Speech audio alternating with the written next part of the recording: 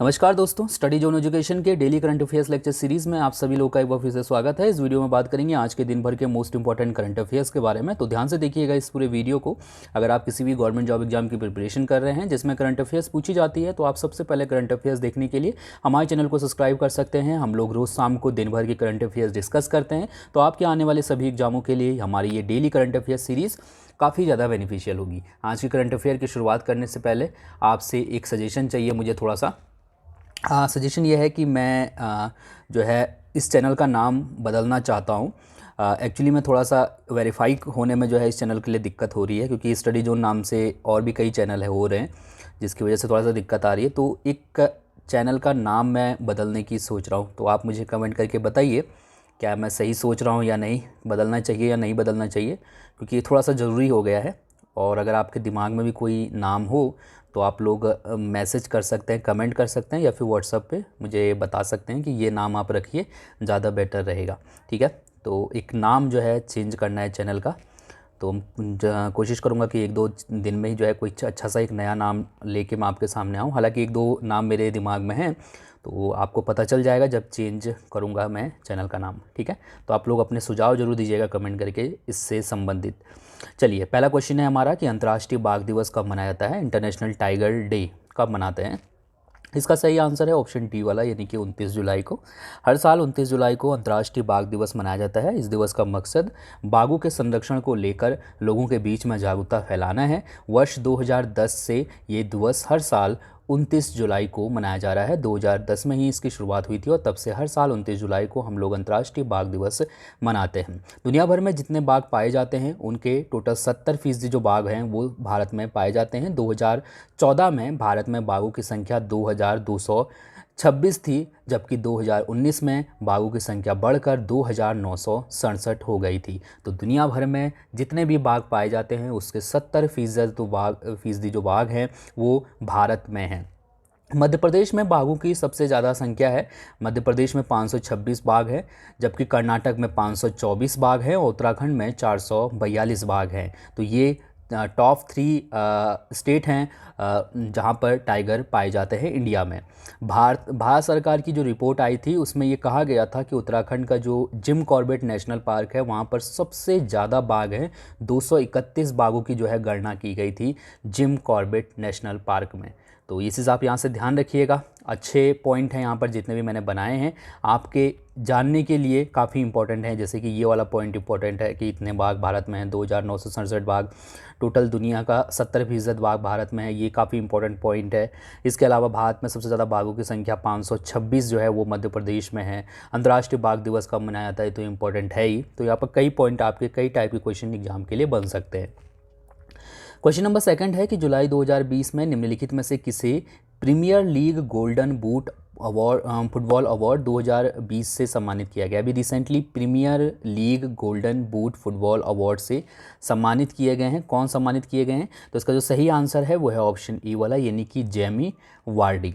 अभी recently Jamie Vardy जो कि लिसेस्टर जो सिटी के स्ट्राइकर हैं, ठीक है, लिसेस्टर सिटी जो है एक फ़ुटबॉल क्लब है, तो इसके जो है स्ट्राइकर हैं जेमी वार्डी, और इन्होंने पहली बार premier league golden boot football award जीता है। इस सीज़न में इन्होंने टोटल 23 गोल किए हैं। इनकी उम्र है 33 साल और ये इस अवार्ड को जीतने वाले, यानी कि गोल्डन बूट फुटबॉल अवार्ड को जीतने वाले सबसे उम्रदराज खिलाड़ी भी बन गए हैं। तो इम्पॉर्टेंट पॉइंट है, अगर आपसे एग्जाम में पूछा जाता है कि premier league golden boot football award जीतने वाले सबसे उम्रदराज खिलाड़ी कौन हैं, तो जेमी वार्डी जो है इसका सही आंसर हो जाएगा। क्वेश्चन नंबर तीसरा है कि जुलाई 2020 में भारत को 5 राफेल विमान मिले हैं। ये किस देश से ख़रीदा गया है इन विमानों को? काफ़ी इंपॉर्टेंट क्वेश्चन है दोस्तों, क्योंकि अभी लेटेस्ट की ये घटना है, तो हो सकता है काफ़ी आसान क्वेश्चन आपके लिए लगे, लेकिन जैसे जैसे ये घटना पुरानी होती जाएगी हमारे दिमाग से ये चीज़ निकल जाएंगी और एग्ज़ाम में जब पूछा जाएगा तो कन्फ्यूज़ हो सकते हैं, खास करके रूस और फ्रांस के बीच में।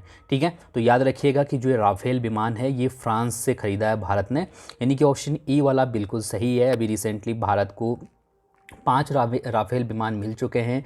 इन विमानों ने जो है अंबाला एयरबेस पर लैंडिंग की है आज ही, ठीक है। तो यहाँ पर से अंबाला एयरबेस भी हमारे लिए काफ़ी महत्वपूर्ण हो चुका है।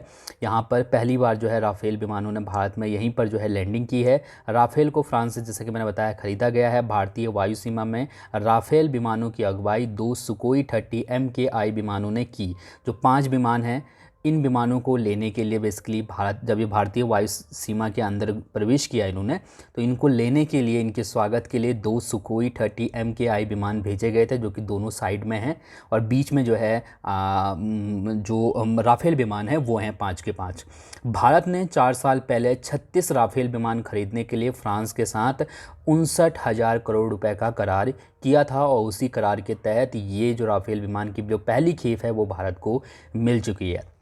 भारतीय वायुसेना प्रमुख हैं RKS भदौरिया, तो यहाँ पर इनका नाम भी आपको ध्यान रखना होगा। क्वेश्चन नंबर 4 है कि जुलाई 2020 में किस देश के तेज गेंदबाज काजी अनिक इस्लाम को डोपिंग के चलते 2 साल के लिए प्रतिबंधित कर दिया गया। काजी अनिक इस्लाम ये कौन से देश के गेंदबाज हैं, कौन से देश के खिलाड़ी हैं जिनको अभी रिसेंटली 2 साल के लिए प्रतिबंधित कर दिया गया है? तो इसका सही आंसर ऑप्शन ए वाला है, यानी कि बांग्लादेश।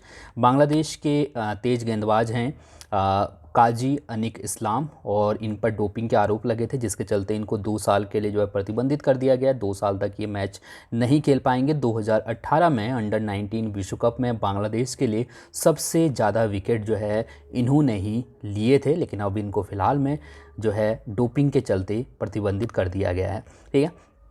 डोपिंग क्या होती है? डोपिंग मतलब ऐसे नशीले या फिर ऐसे पदार्थों का सेवन जो है कुछ खिलाड़ी कर लेते हैं जिनसे उनकी पावर जो है बढ़ जाती है खेल के दौरान, या फिर उनकी पावर को इफ़ेक्ट करते हैं, ठीक है। तो वो मतलब एक तरीके से जो भी संस्था होती है, जैसे कि क्रिकेट की संस्था है ICC है, तो उसने कुछ नियम बनाए हैं कि कौन सी दवाएं आप ले सकते हो, कौन सी नहीं ले सकते हो। तो अगर आपने प्रतिबंधित दवाओं का सेवन कर दिया तो फिर आपको, और अगर आप पकड़े जाते हो तो फिर आपको निलंबित कर दिया जाता है, प्रतिबंधित कर दिया जाता है, ठीक है। तो इस तरीके की ये चीज़ होती है। तो इसी तरीके से काजी अनिक इस्लाम को 2 साल के लिए जो है प्रतिबंधित कर दिया गया है, ठीक है। क्वेश्चन नंबर 5वां है कि जुलाई 2020 में भारत की पहली सौर ऊर्जा संचालित नौका को गुस्ताव ट्रावे अवार्ड से सम्मानित किया गया है। हमको बताने की जो नौका है इसका क्या नाम है, भारत की पहली सौर ऊर्जा संचालित नौका का नाम क्या है, ये हमें बताना है। इसका जो सही आंसर हो जाएगा हमारा, वो हो जाएगा ऑप्शन सी वाला, यानी कि आदित्य। अभी रिसेंटली भारत की पहली सौर ऊर्जा संचालित नौका आदित्य को गुस्ताव ट्रावे अवार्ड से सम्मानित किया गया है, ठीक है। गुस्ताव ट्रावे अवार्ड, ये है गुस्ताव ट्रावे अवार्ड, ठीक है। इससे जो है सम्मानित किया गया है। ये आदित्य को ये award electric boats and boating में उत्कृष्टता के लिए ये अवार्ड मिला है। 2017 में केरल सरकार ने जो है इसको शुरू किया था। अल्पपुझा ज़िले में जो है इसको शुरू किया गया था। वाईकॉम और थंगाडावू के बीच में जो है ये जो फेरी वाली जो ये नौका है इसको चलाया गया था, ठीक है। ये भारत की पहली सौर ऊर्जा संचालित नौका है। तो ध्यान रखिएगा, इंपॉर्टेंट क्वेश्चन है हमारे एग्जाम के लिए, ठीक है। इसको अभी ये वाला अवार्ड दिया गया है, अवार्ड है गुस्ताव ट्रावे अवार्ड। क्वेश्चन नंबर 6 है कि जुलाई 2020 में IRCTC ने किस बैंक के साथ मिलकर एक सब ब्रांडेड संपर्क रहित क्रेडिट कार्ड लॉन्च किया है? सो अभी रिसेंटली IRCTC ने स्टेट बैंक ऑफ इंडिया के साथ मिलकर एक संपर्क रहित क्रेडिट कार्ड लॉन्च किया है, यानी कि ऑप्शन डी वाला यहाँ पर से बिल्कुल सही हो जाएगा, ठीक है। अगला क्वेश्चन है, क्वेश्चन नंबर 7वां है। याद रखिएगा कि ये लेटेस्ट बुक का क्वेश्चन है। लेटेस्ट बुक एक जो लॉन्च हुई है या फिर जो चर्चा में है, बुक का नाम है quest for restoring financial sustainability in India. इस बुक के राइटर कौन है ये हमको बताना है। तो इसका जो सही आंसर है वो है ऑप्शन डी वाला, यानी कि विरल आचार्य। विरल आचार्य RBI के पूर्व डिप्टी गवर्नर हैं और इन्हीं के द्वारा इस बुक को लिखा गया है। बुक का नाम ज़रूर याद रखिएगा। इस पुस्तक में विरल आचार्य ने मोदी सरकार पर कई गंभीर आरोप लगाए हैं। उनका कहना है कि रिजर्व बैंक की जो स्वायत्तता है उसको सरकार समाप्त करने की कोशिश कर रही है लगातार। इसके अलावा इन्होंने अपनी पुस्तक में पूर्व गवर्नर उर्जित पटेल के बारे में भी लिखा है। आप सभी लोग जानते होंगे कि उर्जित पटेल ने जो है साल 2018 में अपना कार्यकाल समाप्त होने से पहले ही जो है इस्तीफा दे दिया था। तो इन्होंने बताया कि किस तरीके से जो है उर्जित पटेल की जो योजनाएं हैं उनको उन पे जो है सरकार गलत तरीके से दबाव बना रही थी कि आप मतलब जो सरकार चाहती थी वैसा करने का जो है दबाव उर्जित पटेल पे डाला जा रहा था, जिसकी वजह से उन्होंने इस्तीफा दे दिया। ठीक है, उर्जित पटेल की एक बुक है overdraft saving the Indian saver. ये बुक जो है उर्जित पटेल की बुक है, और उर्जित पटेल ने इस बुक में सरकार पर कई गंभीर आरोप लगाए थे। ठीक है, और अब जो है डिप्टी गवर्नर बिरल आचार्य ने भी इसी तरीके के आरोप सरकार पर लगाए हैं। तो ये चीज़ आप देख पा रहेंगे, बिरल आचार्य भी उन लोगों में शामिल है जिन्होंने अपना कार्यकाल समाप्त होने से पहले ही जो है इस्तीफा दे दिया था मोदी सरकार में रहते हुए। ठीक है, क्वेश्चन नंबर 8वां है कि जुलाई 2020 में अंतर्राष्ट्रीय मुद्रा कोष ने कोरोना वायरस महामारी से लड़ने के लिए किस देश को $4.3 बिलियन का ऋण मंजूर किया है?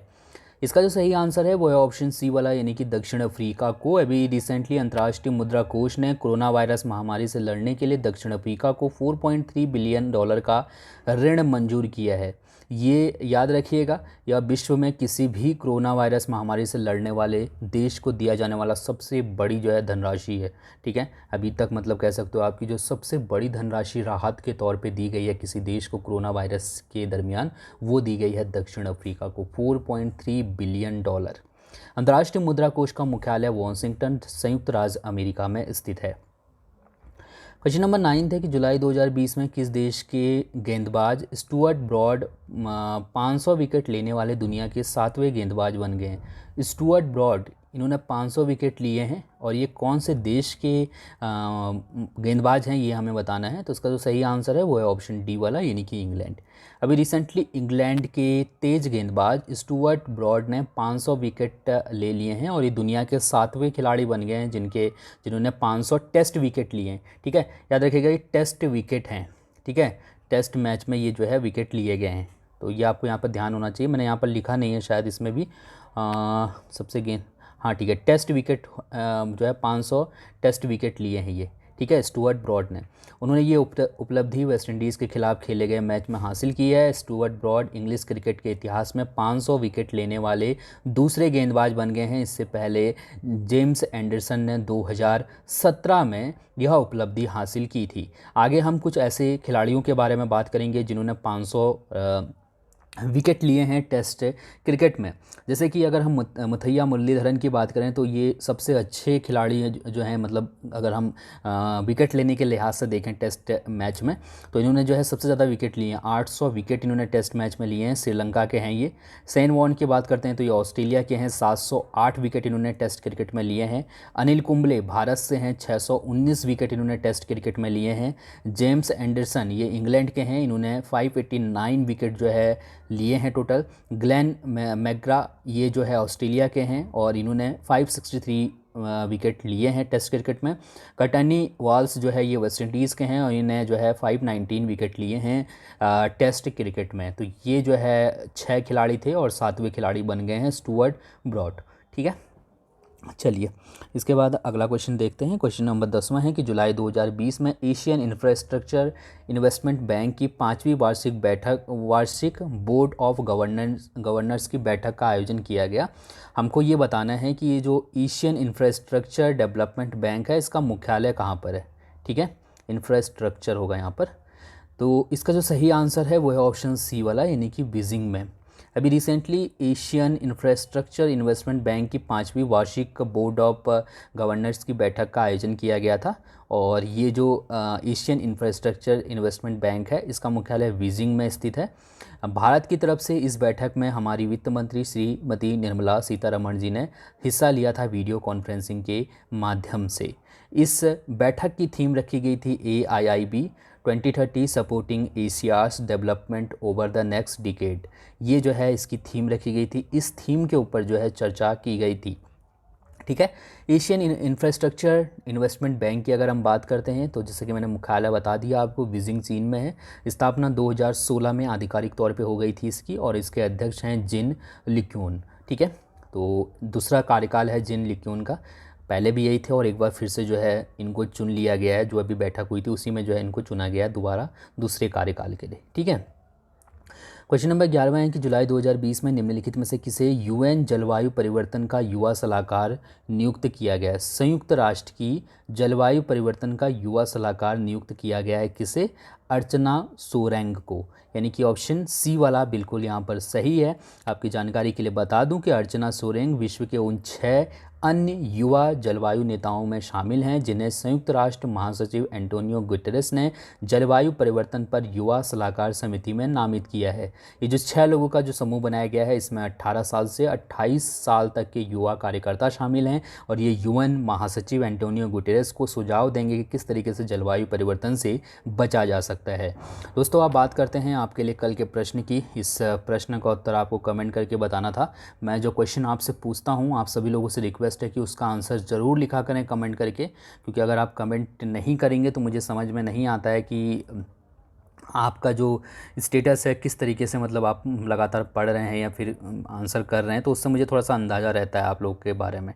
ठीक है, तो आप लोग थोड़ा सा कमेंट ज़रूर किया करिए। आपके लिए क्वेश्चन था कि अगस्त 2020 में बजाज फाइनेंस के चेयरमैन कौन नियुक्त होंगे, तो उसका सही आंसर ऑप्शन सी वाला था, यानी कि संजीव बजाज।